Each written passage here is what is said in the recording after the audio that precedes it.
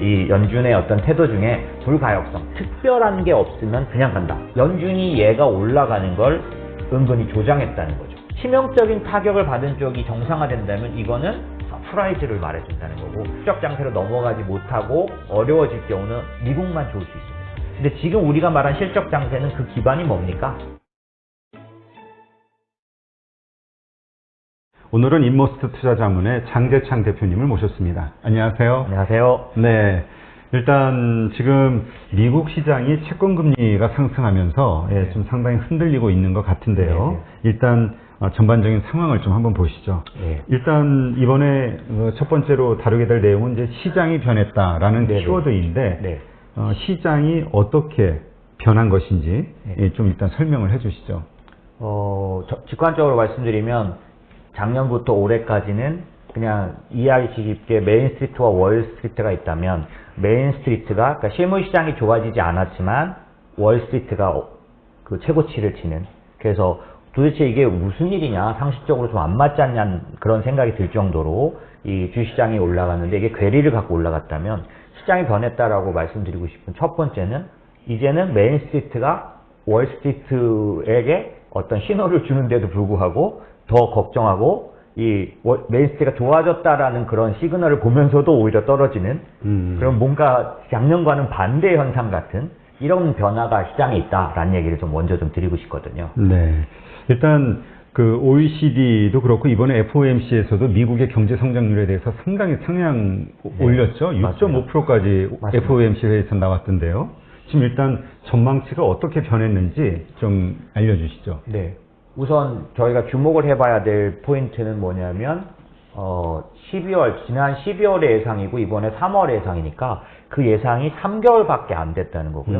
3개월 만에 더블에 이르는 그런 높은 성장률을 예상했다는 게 굉장히 좀 뭐랄까 주목할 만한 사실인 거죠. 그러니까 그 3개월 전에는 이렇게 보지 않았었는데 맞죠. 3개월 만에 볼 수 있는, 이렇게 상향할 수 있는 이유가 생겼다는 건데 이제 그게 뭐 보통 뭐 1조 9조 9천억 달러 그것 때문인가요? 물론 그것도 영향을 끼쳤겠지만, 사실 이렇게 3개월 만에 펀더멘털 GDP 성장률을 바꾼다는 사실은 사실 어떻게 보면은 받아들이기가 쉽지가 않습니다. 그렇죠. 무슨 경제가 그렇게 널뛰기를 하냐. 네, 경제 주체 전문가들이 그러면 오히려 이게 뭔가 잘못된 거 아니냐라고 할 정도의 그 정도 상승인데, 이게 왜 가능했는지를 이해하는 건 굉장히 중요한, 앞으로 시장을 읽는데 중요한 팩트인 것 같습니다. 그래서 뭐 우선 숫자만 말씀드리면 작년 12월까지는 이게 3%대였던 게 이번에 6.5%까지 미국 성장률 예상했고, 특별히 미국을 얘기하는 건 저희 한국 같은 데를 보시면 별로 그렇게 크게 변하지는 않았어요.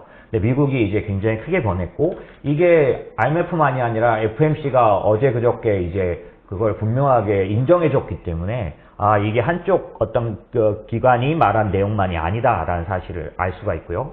조금 전에 말씀드린 그 중요한 주제, 그러면 3개월 만에 어떻게 이렇게 변할 수 있느냐라고 한다면 사실 지금 시장을 이해하는 아주 중요한 그런 포인트라고 보는데, 저는 이걸 보면서 어떤 게 생각났냐면, 작년 3월 달에 그 제롬 파월이 막 코로나로 인한 그런 쇼크가 와 있는 상황에서 아침 방송에 출연했습니다. 그 기억이 제가 나는데, 그 방송 매체는 기억이 정확히 안 나는데 뭐 은행장이, 그러니까 그 FOMC, 그러니까 저 패드 의장이 이 아침 방송에, 미국 아침 방송입니다. 우리로 말하면 아침마당 같은 거죠. 여기에 나온 일은 벌써 오래전에 나왔다고 그러더라고요. 뭐 몇십 년 만에 일인가 그랬어요. 그때 그 제롬 파월이 뭐라고 말했냐면, 지금도 제가 정확하게 기억하고 있는 게 뭐라고 말했냐면, 이번 코로나 위기는 과거의 리세션과 달리 자연재해와 같다.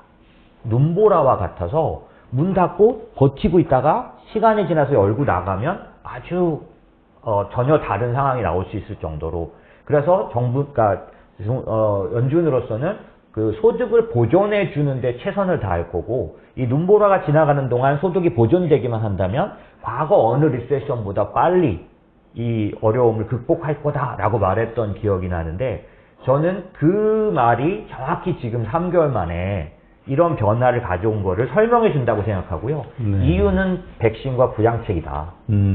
네. 그런 의미에서 코로나는 독특하게 해서 제가 여기 몇 번 나와서 말씀드리기를, 코로나 쇼크는 과거의 리세션과 달리 인컴 쇼크다. 그래서 소득을 보존해 준다는 의미가 굉장히 커다란 걸 변화시킨다.